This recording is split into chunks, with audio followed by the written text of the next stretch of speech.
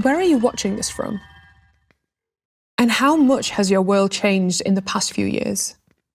My world has changed a lot. And how much has the world changed in the last 2 weeks? This is the first scene from one of our videos in the Science with Society project.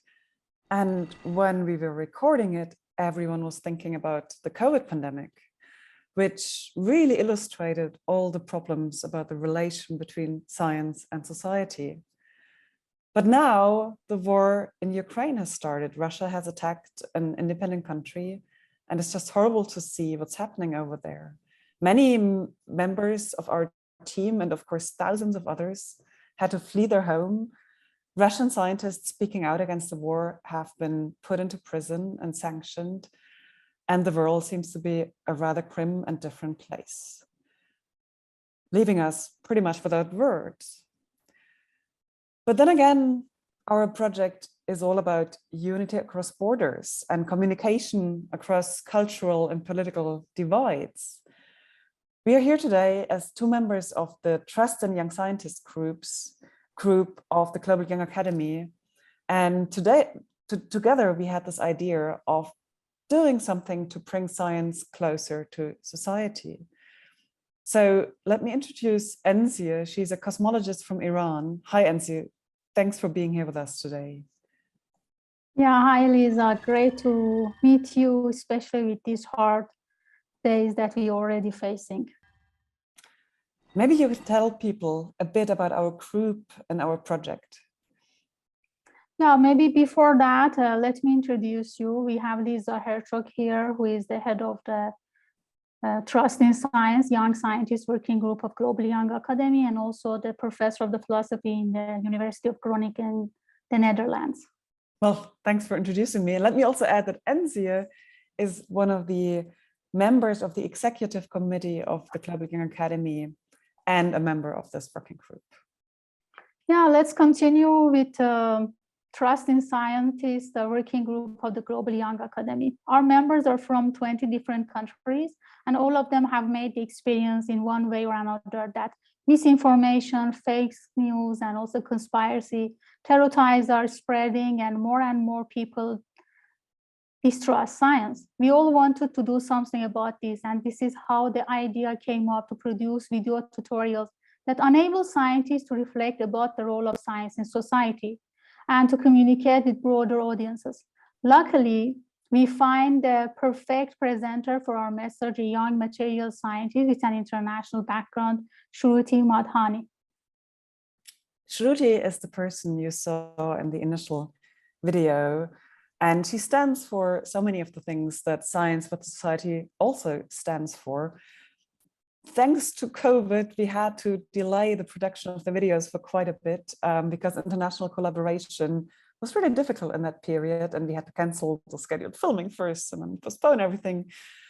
And then we were finally done, but now the war in Ukraine has started. And so we are really in a difficult situation now, feeling very much that there are not only general problems, but there are also all these challenges for the young scientists who either have to flee the war or in Russia who are suffering from the oppression in that regime.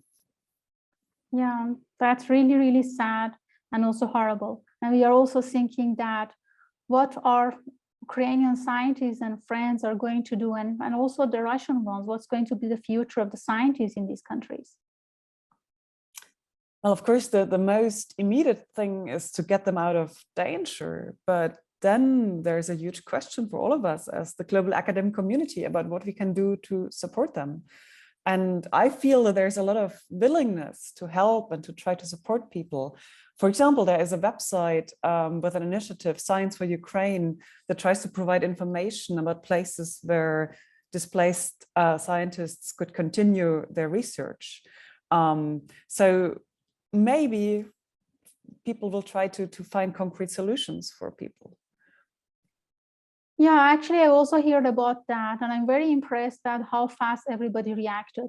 Because I am from the part of the world that we already facing too much conflicts. I'm from Iran, from Middle East, and I've seen that refugees from Middle East, Africa, and Afghanistan never got the attention and help they deserve.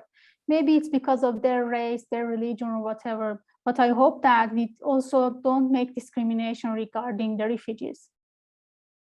Yeah, that is something that I felt very strongly now, because I do feel more personally involved because Ukraine is closer to my country and I know people there. But then I was remembering when the occupation of Afghanistan through the Taliban started, you, Encieh, felt very concerned because you probably had similar ties to people in Afghanistan as we have them to people in Ukraine. And yet internationally, there's much less support for the scholars and scientists from Afghanistan. But that is also why something like the Global Young Academy is so important, because it helps all of us to see different perspectives and to learn from each other and to become aware of our blind spots and try to do something about them.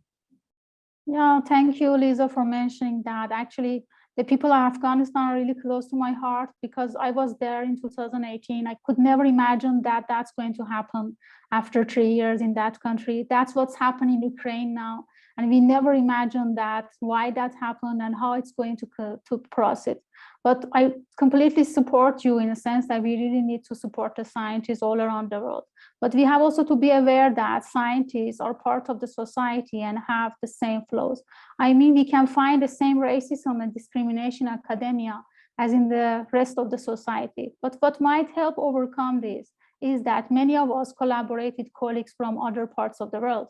This is why international networks like Global Young Academy can help and also have the importance to help the scientists all around the world. And that's why the Science with Society videos, the international perspective is really strong in these videos. And the problem that motivated the project Science with Society, that many scientists fear they are losing the trust of their societies, didn't go away. And after all, science is also about finding solutions to the social problems. Here is a line from the introductory video, which I think is really important to hear. When we're talking about science, it's not just about natural science or engineering, mathematics, and so on. Our concept of science includes social sciences and the humanities, because we believe we need them all to tackle the problems our societies are facing. Think about the COVID-19 pandemic. It didn't just affect our health. It affected our whole way of living, education, economics, the arts, everything. We need the natural sciences, the humanities, and the arts if we want to heal as a society from the aftermath of this pandemic and prepare for future disasters. When we were writing the script there and when Shruti presented it, it was filmed, we were thinking about the corona crisis. But of course, the same problems arise because of wars and conflicts in Ukraine and elsewhere in the world. There's a huge need to address societal problems and to help societies to rebuild and to find peaceful solutions for living together.